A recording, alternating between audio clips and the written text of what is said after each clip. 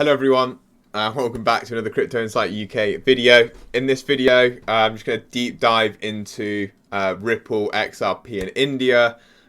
You've seen me mention it a lot on my recent podcasts. I've tweeted saying that I think ODL will be announced with India by the end of the year.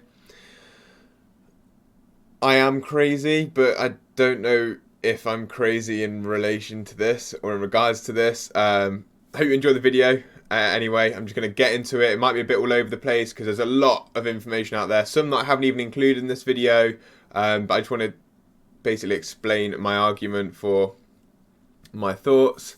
We're going to talk about Bhutan and we're going to talk about India and we're going to talk about ODL and relationships and different job openings and stuff like that. So yes, a lot of it's speculation, of course. None of this is financial advice. These are just my personal opinions from the information that you can see on the screen and that I've gathered myself.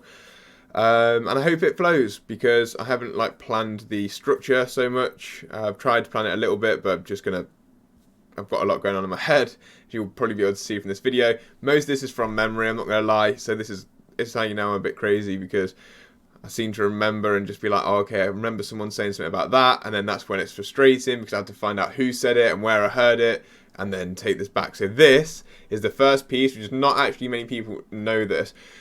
So this is back from 2018. We're getting into it now, by the way, guys. If you enjoyed the video, by the way, please share it with your friends, like, subscribe, drop a comment in the comment section. So by the way, there's Bhutan. We're going to be talking about that in a second. Look, it's connected to India there. It's India on the map. So this is back from 2018, and this is Ashish Bala, who says this. We looked early on at India. We looked at 2 billion people, a huge market, and we decided, how do you get 2 billion people onto Ripple? Do we just give the currency away to every Indian that's 2 billion? Just give it away. So that was one of their initial thoughts. They were like, how do we incentivize 2 billion people to start using our network? Well, give them some of our network and then we'll see what happens. So, but then he went on to say this. I actually think I saw David Schwartz in an interview say this very similar thing to this very, very early on. This is from 2018, I think, this article. Yeah, July 2018. That was one idea. But then we realized that if you get the top 3 banks in India onto Ripple, you'll get 80% of the market share. So I've got some things to show you in a minute. And then we looked at, where's the future? And so we realised in the next 5 years, 1 billion people will become banked in India, but they'll be banked through their phone. So then we started targeting mobile phone providers and telecos. And so now I think that our pipeline, we probably have 50% of the market in India, either integrated onto Ripple or in the deal, in this sort of pipeline to be signed to India. So already back in 2018, they were saying they had that many people using or going to be using Ripple and RippleNet. So let's just get on to everything else that I found and let's just link this all together. So the next thing, and the reason I even tweeted this out and started to talk about this today, is because obviously in the last few weeks you've seen me talking about India a lot with the Bhutan partnership. Specifically, we're going to get on to Bhutan at the end. The Digital Pound Foundation today tweeted about an Indian CBDC. The introduction of a CBDC to start the financial year, a phased introduction. This is the article. If you want to go check it out, it's you can see it obviously on that Twitter if you want to find the link, or from May the 30th, phased introduction of Indian CBDC to start the financial year. The Reserve Bank of India's annual report published on Friday, phased introduction of central bank digital currency. Don't really need to read it. It's just talking about CBDCs in general. I'm just going to try and link this into Ripple, of course. So that obviously came out, as I said, on the 30th. The Digital Pound Foundation tweeted yesterday. We know that Ripple are partners of the Digital Pound Foundation. So let's have a look at some job openings at Ripple. Job openings at Ripple. Ripple X, which is ODL. Oh no, Ripple X is not ODL. Take that back. XRP is now ODL. Anyway, let's get on with this. Partner solution for central banks based in India, and a senior project manager for central banks based in India. And let's have a look at what the senior project manager for central banks has to do. Work with multiple clients simultaneously to manage CBDC projects. Work with initial teams to define CBDC project management position and create PM process. And responsible for management of the entire project lifecycle and definition of scope through implementation. Could be based to have India, Singapore, UK or USA. very interesting indeed. We already know about the connections with the Bank of England and Ripple. We know about Singapore and Ripple. USA is kind of hush-hush, but they're based in the US, and they're not leaving the US. Even though they're under a lawsuit, they're still expanding offices in the US, buying office buildings in San Fran. So anyway, we're talking about India. So there's some speculation there. India talking about releasing a CBDC, Ripple expanding their offices and hiring more CBDC partner and managers for central bank solutions within India specifically. Okay, very interesting. This was pretty. This latest position came out quite not that long ago. I can't see a date on it, but it wasn't long anyway. Anyway, also Sao Paulo, another country. What do I say? Well, I've been saying UK, India, and Brazil, 3 countries to watch. This one we're focused on India, so stay on topic. Well, I'm going to stay on topic for India. Okay, so this was back in 2022. Ripple offers regulatory framework to ease India's crypto uncertainty. When there's been a lot of uncertainty in India, we saw that they came out with some quite mad taxes, like 30% tax, I think, on transactions for everything crypto, or 30% on profits, and maybe 5% per transaction. So it doesn't really make it a very good financial tool, but you could still use it as an investment hedge. India's parliament will head back in session in July, and crypto legalization will definitely be on the table. Despite the lingering uncertainty over crypto's legal status in India, Ripple's confident that lawmakers in the country will see the economic advantage of smart regulations increase framework that is conducive to its growth. So Navin Gupta again, responsible usage of blockchain and digital assets can introduce tremendous potential into the Indian economy. Under a clear regulatory framework, individuals and businesses can confidently take full advantage and operate within a safe environment that encourages the use of innovative technology. Cool. So we've got Ripple suggesting ways that they can help with, I think they even helped write a framework for India, and they definitely have a white paper about CBDCs, which I can get up if you need to see that, but you should know that by now if you're following my channel. Next, commercial banks in India with partnerships. What did we see at the start? We saw Navin Gupta again say that the top 3 commercial banks in India spread about 80% of the population. So let's look at the top 3 banks in India. So first we'll look at the Federal Reserve Bank officially partnered with Ripple. So this isn't a great source, ripplecoinnews.com, but there is looks like some sort of document here. What sort of weight we give to this is up to you, but this is from when's this from? 2019. They signed a contract with Ripple saying that they're going to use Ripple to accelerate cross-border remittances. In this contract signed by the Secretary of the Federal Bank. We'll get on to the next part. So again, the Federal Bank, this one here is talking about Bank Dhofar to India, to India's Federal Bank, using cross-border payments. So Middle East, Dhofar, I think is an Oman. So that's from the UAE, this one to India. There's definitely a partnership with Dhofar as well, if you want me to find that as well, but you'll know that again if you follow my channel. The CEO of the Federal Bank says Federal Bank is an important part of the remittance ecosystem to India, so it's only natural for us to offer the latest technology to our customers, such as remittance and remittance partners such as exchange houses and banks. So it's again talking about Ripple and these cross-border payments. Axis Bank have a whole, this is from Axis Bank themselves, have a whole featured article on Ripple and cross-border payments here, look. I don't know again when this came out, but it says here, this is the title: Axis Bank launches Ripple-powered instant payment service for retail and corporate customers. Axis Bank is a top 3 bank in India, as is the Federal Bank. So there's more commercial banks here. This is why I've really got my eye on. India at the minute. Okay, next we have this, which is Kotak Bank. So this is another one of the top 3 banks. They're the top 3 banks. As far as I'm aware, I'm 100% sure that Kotak and Axis are in the top 3, and I think and the Federal Bank is the third biggest bank, one of the top three, also in India, excuse me. So this is back from 2018. Ripple improves access to India with Kotak Mahindra Bank. I don't know how you pronounce that, excuse me.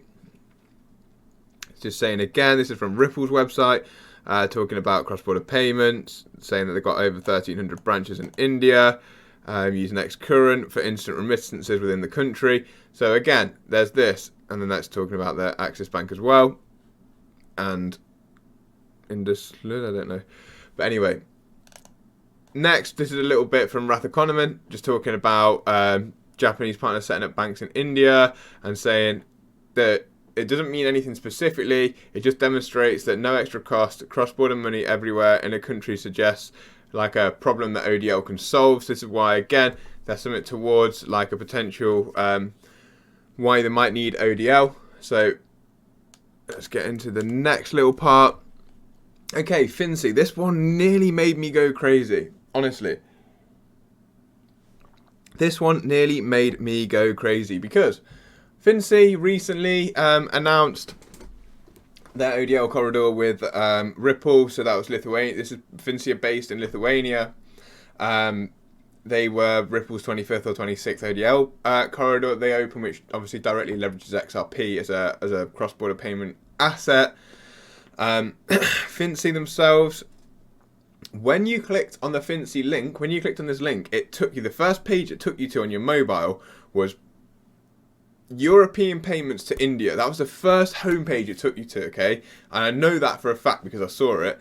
And then when I looked into it, like now, when I was just like thinking, okay, well, where did I see that? I'll bring it back to there because I know I've seen that before. I could not find a reference of that. I thought I was going crazy. I really, really did. So I looked on LinkedIn, I looked everywhere, and I could not find this quote, and I could not find this homepage, and it isn't there. I can't see it very easily anymore. But they haven't taken it. I don't know why. It's just not there anymore, but they haven't taken it down. Maybe India are going to announce a partnership with someone bigger. I don't know. But I know you can still pay from Fincy to India, or through Fincy to India. So I found this. It says, with the use of blockchain technology, cross-border payments, Fincy now enables secure and instant transfers between Europe and India by connecting national payment systems and institutions. Fincy provides speed, cost, and transparency in cross-border payments. That was a quote from their LinkedIn. But if you click on the link, it's not there. So I was like, okay, well maybe I'm going mad. Maybe I didn't. I remember definitely seeing it. Again, that's the link. But then on Facebook, there is still this video, and I don't know if I've got. Doesn't really need the volume, but let me just quickly just make sure. Yeah, cool. That's on. Let me just play this for you. Also, read this.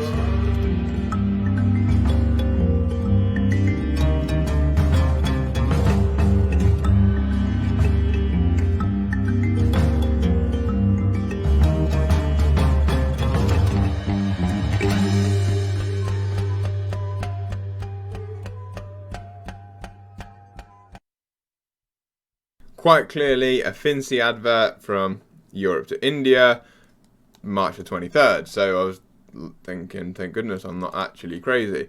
The next thing to mention is Neum partnership with Fincy. We've talked about Neum last week on my YouTube. They've just done a customer report for Ripple, saying how good Ripple services are and how it's helped them expand. They have 27 markets, including Southeast Asia, UK, Hong Kong, Singapore, Australia, India, and the US.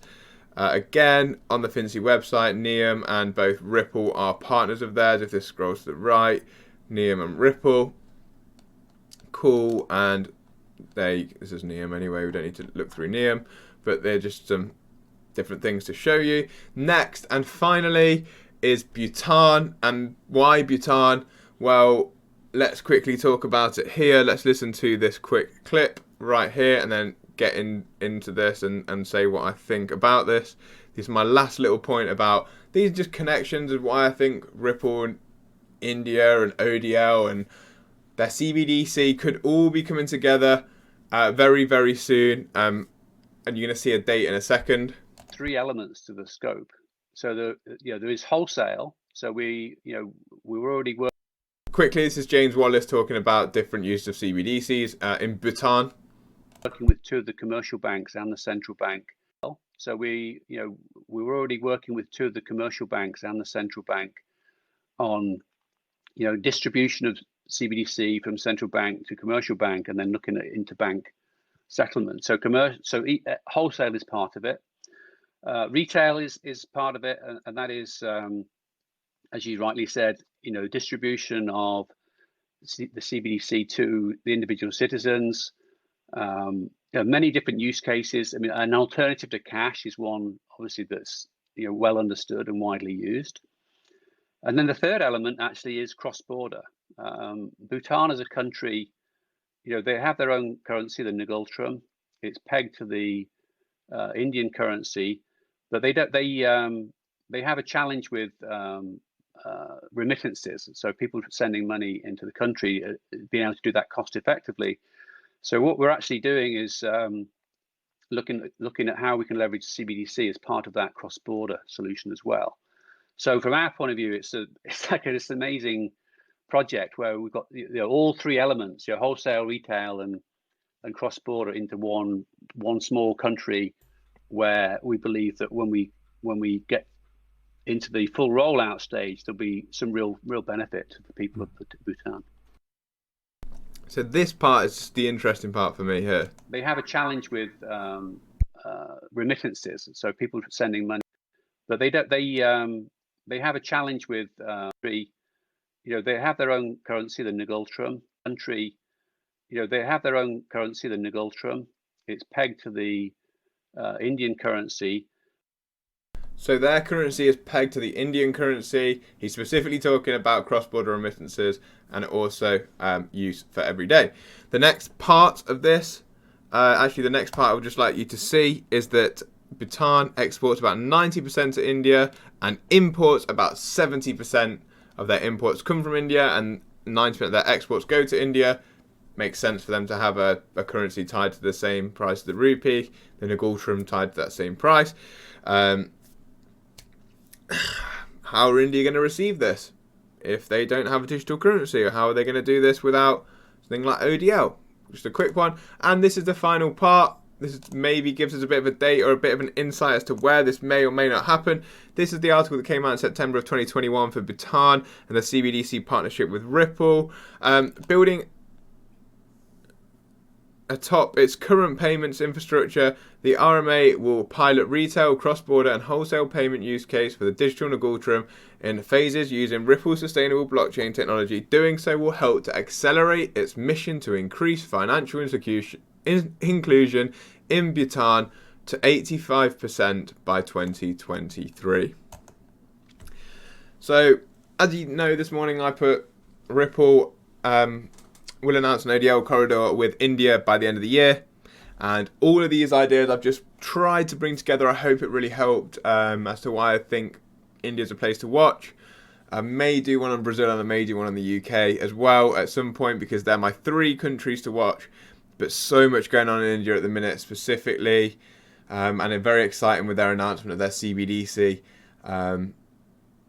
Guys, obviously this is speculation from me, but I am tying in all the knowledge that I've acquired over these last however many years. I've been doing this full-time for a year and a half, part-time since 2017. If I've missed anything, I would love it if you put some stuff in the comments about India and their different collaborations maybe with Ripple that I've missed. That'd be great. But yeah, I hope this helps. And obviously, none of this is financial advice. I keep trying to stress, just want to show you some of the stuff that goes through my crazy mind on a day-to-day basis, and I hope this helps. If you did enjoy it, please share it with a friend. It would really help me. It's obviously make these videos for free. I enjoy it, I love it, and I hope that I can provide you guys some information as well. And as Usher would say, peace up, A-Town down, and I will see you on the next one. Thank you for tuning in.